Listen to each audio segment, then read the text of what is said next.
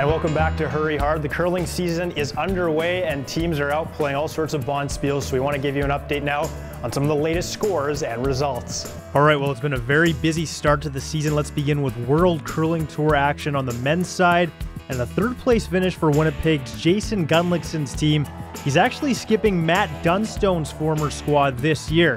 So a third place finish at the Oakville OCT Fall Classic. That was eventually won by Scotland's Kyle Smith.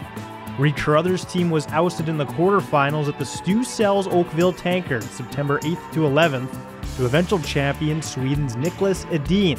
At the AMJ Campbell Shorty Jenkins Classic in Cornwall, Ontario, Team Mike McEwen and Team Gunlickson made it to the quarterfinals but were both eliminated. That event was won by Alberta's Kevin Cooey. Locally on the Manitoba Curling Tour, Changmin Kim of Korea was victorious at this past weekend's KKOP Men's Bonspiel at Fort Rouge. He defeated Winnipeg's Dennis Bone in the final. Dennis Bone leads the Manitoba Curling Tour men's standings now with 31 points. Matt Dunstone's team is in second with 27.58 points, and Dennis's twin brother David Bone is third with 25.11 points.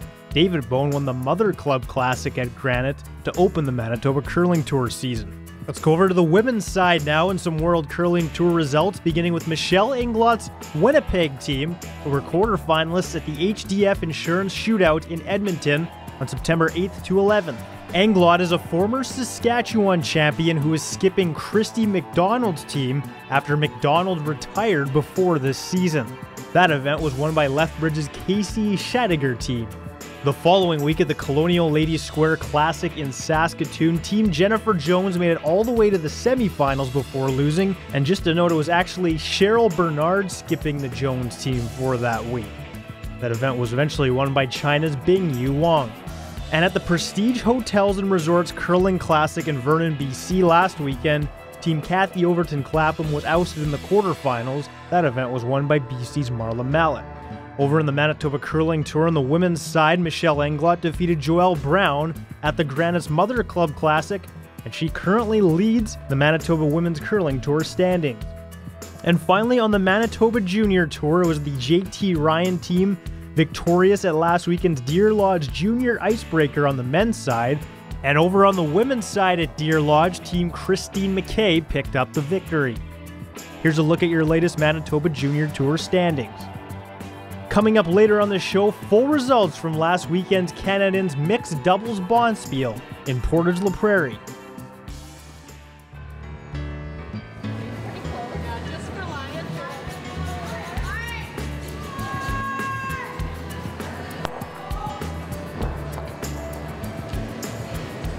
As a curler, you really travel a lot with the sport. Is that something you always consider enjoyable? Yeah, it's a lot of fun. Curling with my daughters, it's great going on the road with them, and you know, we just have a lot of fun when we're together. It's fun to stay in hotel rooms with your team. We haven't had a chance to really do that, a lot of that this year, so it's nice to stay out here in Beausejour. It's a great town. It's nice to go travel to different provinces. Traveling out, honestly, is part of, it's kind of my favorite part because I get a good hour nap in on the way to the city every week.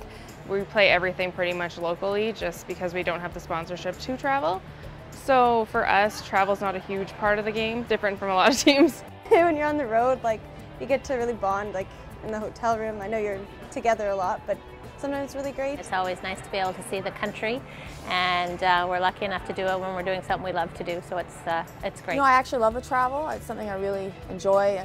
It's being on the road and that routine of, week after week and on to the next one. I really learned to enjoy it over the years. I really love it. Do you travel a lot in the off season? Family, we do. Yeah, we go on cruises, and we've been to Florida. We also have a home in Phoenix, Arizona. I travel for golf sometimes. Yes. Do you travel a lot in the off season? Nope. No? My husband does not like to travel. We stay at home with our two kids. I sense a bit of attitude in that. Yes. Do you find that there's a big difference between competing here in Canada versus internationally? In Canada, you get a wealth of knowledge, a wealth of great curlers, but the Europeans are definitely getting stronger. I really think the international teams have caught up for sure. They've been training really hard. They compete in Canada a lot. I think that they are very close, if not equal. Do you have a favorite spot that you visited for a competition? There's a lot of really nice places. We've been to Newfoundland, which was really nice this year, and Vernon, BC was really nice as well. We went to St. John's this year to play in the first slam of the season in September, and I can honestly say it was the best trip of my curling career. I would say Newfoundland, just because, well, it was just amazing to be there, doing all the touring, and it was a wonderful place to be. And plus, we won it there, so it's good. We used to play the Spiels in Calgary and Saskatoon. Love to go to BC and play there. I definitely like Winnipeg. Winnipeg's really good. Got a lot of good clubs there with good ice makers. My favorite spot would be probably Fort McMurray for the Canadian Juniors 2013.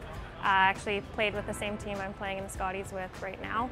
It was just really neat. We'd never been up there. The facility that we played in was amazing, and obviously playing in the Nationals was really great. Favorite spot that you've traveled to? We went to Ottawa just this past September. We all loved it there. I have lots of favorite memories. I have lots of favorite spots. I really enjoy Switzerland. I really enjoy the East Coast. Calgary, I love going to Calgary as well. There's many favorites. All right, we've arrived at ice level. Jeff Stoughton joins us once again. We want to find out a little bit more of some specific rules and how mixed doubles works for those not familiar. So Jeff, 2 people on each team, of course. How many rocks are they throwing each end, and when do they throw the rocks? Yeah, it's certainly a little different. So basically, each team throws 5 rocks. The player who throws the first rock throws the last rock. So when you throw first, you throw 1 and 5, and the middle player throws 2, 3, and 4. And the interesting thing is that you can switch after each end. So if you and I were partners, you'd throw 1, 5, and I'd throw 2, 3, 4, and maybe the next end, I'll throw 1, 5, and you throw 2, 3, 4. So it's kind of a unique situation where if you feel you need to make a change, you can do that. So basically, one player throws 2 rocks, the other player throws 3. Well, I'd be honored to be your partner. Yeah. We'll cut that line. One of the unique things about mixed doubles is that there are rocks in play before the end even starts. Jeff, where are those rocks located?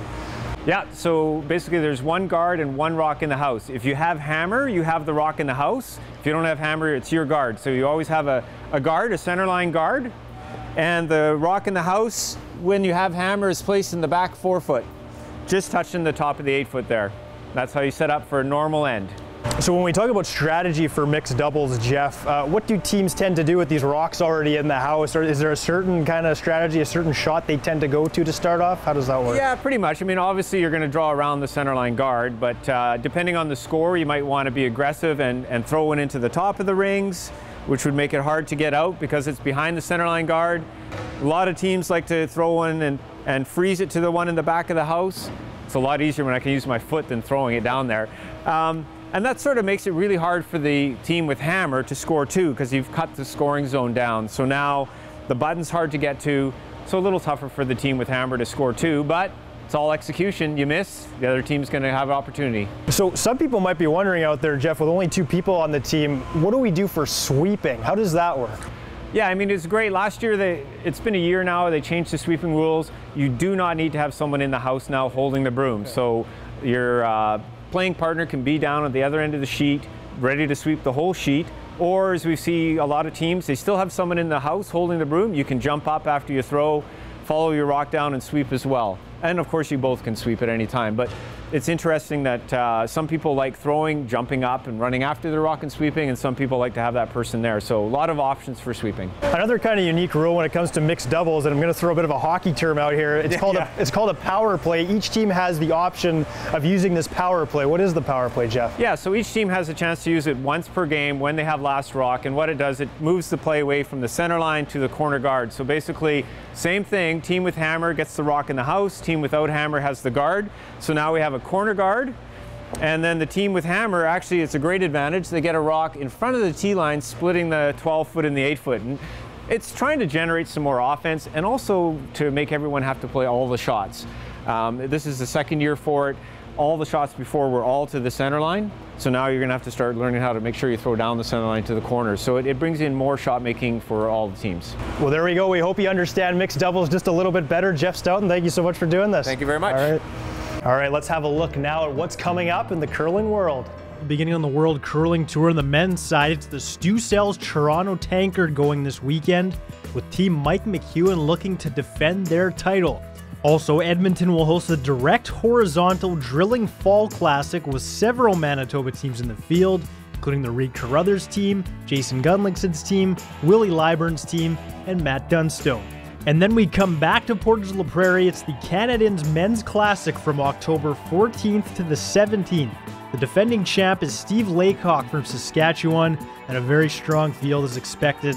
As always, you can catch the final of that event right here on Shaw TV on October 17th. On the Women's World Curling Tour side, the Curlers Corner Autumn Gold Curling Classic goes October 7th to 10th in Calgary, with 6 Manitoba teams in the field, including Team Jennifer Jones, Kathy Overton-Clapham, and Carrie Einerson. On the Manitoba Men's Curling Tour, it's the Man Curl Tour Classic going this weekend at the Thistle, while on the women's side, the Atkins Curling Supplies Classic is at Assiniboine Memorial beginning October 14th, and on the junior side, the Stonewall Junior Classic goes next weekend, October 14th to the 16th. And finally, Brandon Curling Club will host the Neil Andrews Legends Classic Senior Men's Bonspiel, with a berth in the Senior Provincials on the line, October 14th to the 16th.